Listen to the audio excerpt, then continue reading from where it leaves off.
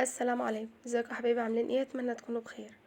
ان شاء الله هنعمل النهارده القرص الطريه الفلاحي باللبن الرايب بطريقه سهله وبسيطه جدا وبمقادير مظبوطه، هشه وخفيفه وناعمه وطريه جدا وطعمها حلو، ما بتاخدش منك وقت خالص. هتعمليها على طول ان شاء الله للفطار، وهعرفك سر العجينه والتسويه الصح، وهنعرف طريقه تخزينها وازاي تحولي الحليب للبن رايب. ونبدا بسم الله. وهنجهز اول حاجه العجينه. عندي هنا كيلو دقيق ابيض متعدد الاستخدامات، لو هتعيريه بالكوبايه يبقى 8 كوبايات بمج الشاي العادي. هندخل الدقيق بتاعنا كويس جدا عشان القرص تبقى هشة وخفيفة. في بولة العجان هنزل بالدقيق المنخول، وهضيف عليه نص معلقة صغيرة ملح، وعليهم كوباية سمنة على زيت، وممكن سمنة بس من غير زيت لو حبيتي. السمنة انا سخنتها هنا بسيط جدا لحد ما تفك معايا، بتكون دافية. هنزل بيها على الدقيق وهنشغل عليها العجان لحد ما تتغلف كل حبيبات الدقيق بالسمنة كويس اوي بالشكل اللي انتوا شايفينه ده.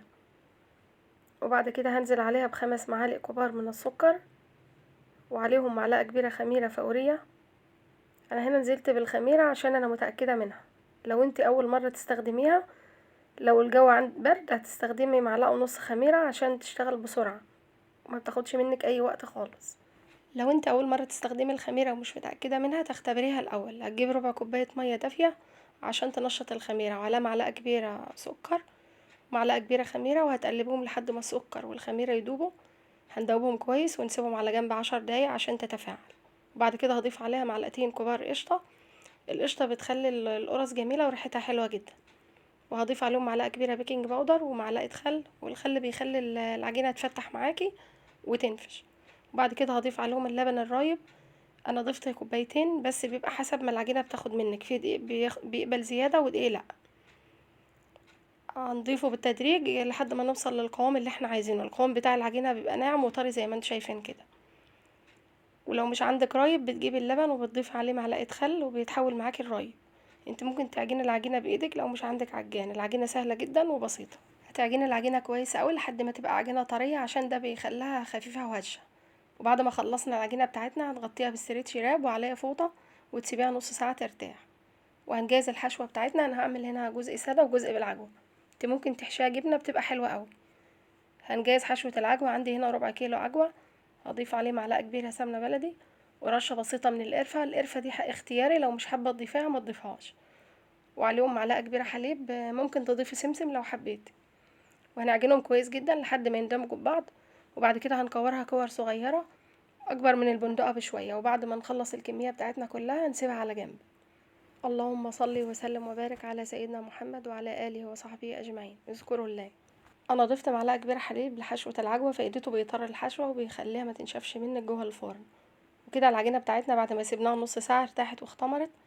هنقطع العجينه بتاعتنا. الحجم ده بيكون حسب ما تحبي. انا عملتها كور بحجم الليمونه. هنكورها ونفرد الحشوه بتاعتنا ونضيفها جوه العجينه، وهنقفل عليها كويس ونكورها بالشكل ده. وفي الوقت ده بنكون مجهزين صينيه مدهونه دهنه زيت خفيفه جدا وممكن ما تدهنهاش. ونقطع العجينه بتاعتنا كلها بنفس الحجم وبنحشيها، ونسيب مسافة بين كل واحدة والتانية عشان لسه هنفردها وترتاح وتختمر معانا. وكده خلصت اول صينية. هنفردها بايدينا فردة خفيفة جدا بشكل دائري، سمك 1 سنتي. العجينة ما شاء الله ناعمة جدا وبتتفرد بكل سهولة. وبعد ما خلصنا تشكيل الكمية بتاعتنا كلها، هبدأ بطرف السكينة اعمل فيها فتحات من النص، فتحتين، عشان تعطيها نفس شكل الجاهزة بالظبط. وبعد كده هنغطيها بفوطة ونسيبها ترتاح وتختمر. ما تنسوش لايك واشتراك في القناة وتفعيل زر الجرس. هنسيبها تختمر للمرة التانية نص ساعة كمان ويتضاعف حجمها. وده شكلها بعد ما اختمرت. هبدأ اسويها. في الوقت ده يكون مشغلين الفرن على درجة حرارة 180 رف اوسط. هنسخن الفرن كويس قوي. وفي الوقت ده بكون مجهزة ربع كوباية لبن عليها معلقة كبيرة سكر. هندوب السكر كويس قوي، وهدهن وش القرص بالفرشة. وده سر انها واخدة اللون الحلو اللي هتشوفوه ان شاء الله بعد التسوية. هندخلها الفرن ونلف الصينية عشان تاخد لون موحد من كل الاتجاهات. اول ما تاخد لون من تحت هنشغل الشواية تاخد لون من فوق. بعد ما نخرجها من الفرن هنرشها بمية وهنغطيها 5 دقايق عشان تفضل طرية معاكي. وهنجيب الصينية التانية القراص السادة بعد ما اختمرت، هندهن وشها بالفرشة بنفس خليط اللبن والسكر وندخلها الفرن. وهنلف الصينية لحد ما تاخد لون من فوق وتحت، وبنخرجها ونرش وشها بالمية ونغطيها بفوطة ونسيبها 5 دقايق عشان تفضل طرية معاكي. شايفين التسوية بتاعتها من فوق وتحت. وهقولك على طريقة تخزينها. لو عايزة تعملي كمية كبيرة بعد ما تبرد، بتحطها في اكياس تلاجة وتقفلي عليها كويس، وممكن في علبة تلاجة وتقفلي عليها، وبتدخليها الفريزر، وقبل ما تستخدميها بساعة او ساعتين بتخرجيها تفك منك وهتبقى طرية قوي. وممكن تسخنيها في الميكروويف، هتبقى كأنك لسه عاملاها. وده بيكون شكلها النهائي بعد ما خلصناها. الكيلو بسم الله ما شاء الله عمل كمية حلوة جدا. اللون حلو قوي من فوق وتحت، وقلت لكم على سر اللون اللي هي واخداه ده، وهو اللبن مع السكر اللي بندهن بيه وشها قبل ما تدخل الفرن. ما شاء الله خفيفة وطرية جدا وطعمها حلو قوي، هشة ولونها جميل. ومكونات سهلة وبسيطة متوفرة في كل بيت، وبمقادير مظبوطة. جربوها وان شاء الله هتعجبكم وهتنجح معاكي من اول مرة، وهتعتمد الطريقة دي بإذن الله. وبكده نكون خلصنا الفيديو بتاعنا. اشوفكم ان شاء الله الفيديو الجاي. مع السلامة.